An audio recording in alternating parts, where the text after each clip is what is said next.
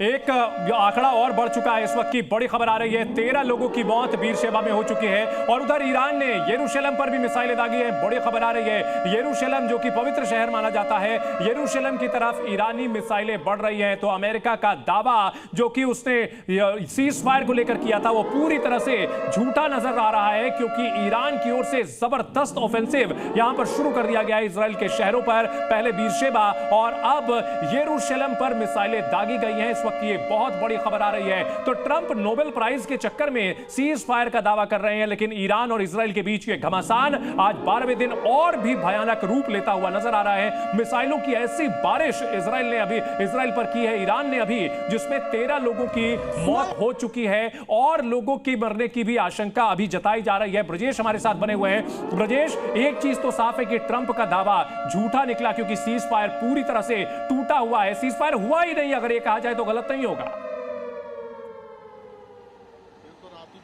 बिल्कुल cease fire हुआ नहीं, क्योंकि सीज फायर को लेके जिस तरीके से जल्दबाजी की गई, ट्वीट किया गया डोनाल्ड ट्रंप की ओर से और इनिशिएटिव लेने की कोशिश की गई कि हमने सीज फायर करा दिया, हमने बातचीत कर ली, बातचीत करने के बाद दोनों देश इसमें मान गए और उसके बाद अब सीज फायर हो गया, 12 घंटे का वक्त दे दिया गया। 12 घंटे बाद अब किसी तरह की कोई मिसाइल अटैक, किसी तरह का एक दूसरे पर कोई अटैक नहीं किया जाएगा। लेकिन अटैक हो रहे हैं, अटैक की शुरुआत हो चुकी है। इजराइल ने ये जरूर बात कही थी कि वो उसकी बातचीत हुई है सीज फायर को लेके, लेकिन ईरान ने सुबह ही इस बात का डिनायल कर दिया था वहां के विदेश मंत्री ने कि नहीं, कोई बातचीत नहीं हुई है, किसी तरह का कोई सीज फायर नहीं है। और उसके बाद ईरान ने अपनी बात को बड़ी करने के लिए अटैक करने शुरू किए, लगातार अटैक किए गए। इस तरह से कि हम ये समझ सकते हैं कि जो डोनाल्ड ट्रंप ने जल्दबाजी दिखाई, यूएस ने जो जल्दबाजी दिखाई, उसका ही खामियाजा है कि लगातार ईरान अब अटैकिंग मोड में है। हालांकि यहां पर जो तस्वीर है, फिर से देखिए एक बार, फिर से वही चॉपर जो लगातार यहां पर मूव कर रहा है, ये इजराइल की तस्वीरें हैं। यहां पर मूवमेंट लगातार एयरफोर्स का हो रहा है ताकि नुकसान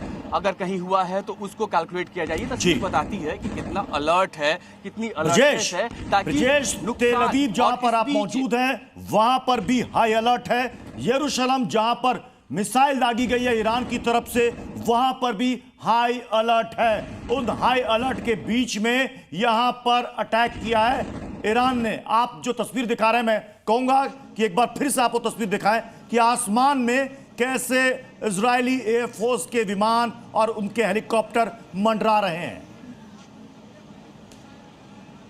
बिल्कुल, फिर से मैं एक बार कोशिश करता हूं, क्योंकि मूवमेंट लगातार चल रही है ऐसे एयरफोर्स के विमानों की, हेलीकॉप्टर्स की। कोशिश करता हूं कि आखिर वो देखिए सामने, अगर मैं दिखाऊं जूम करके आपको, तो वो वहां से अब टर्न ले रहा है। जो चॉपर है, जो एयरफोर्स का चॉपर है, आगे से टर्न ले रहा है और टर्न लेने के बाद फिर से इसी इलाके में चक्कर लगाएगा। यानी मूवमेंट जिसकी हम लगातार बात कर रहे थे, वो ये बताता है कि अगर सब कुछ सामान्य होता तो ऐसा नहीं होता। सब कुछ सामान्य होता तो अलर्ट फोन पे नहीं आता। सब कुछ अगर सामान्य होता तो अलार्म नहीं बजता। यूएस की तरफ से सब कुछ सामान्य होने की बात कही गई थी, सीज फायर होने की बात कही गई थी, लेकिन ऐसा नहीं है, क्योंकि ग्राउंड जीरो पे हम जहां मौजूद हैं, जी न्यूज जहां मौजूद है, यहां पे स्थिति बिल्कुल ऐसी नहीं है। लगातार ईरान की तरफ से अटैक किया जा रहा है और उसी अटैक का नतीजा है कि यहां की सड़कें सुनसान पड़ चुकी हैं।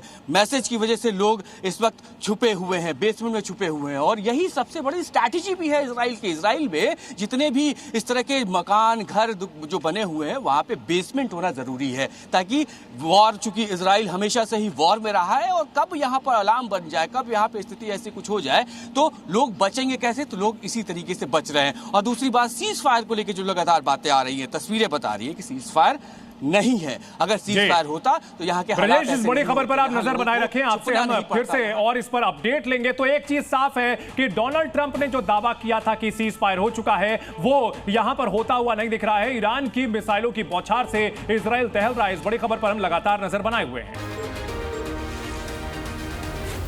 जी न्यूज।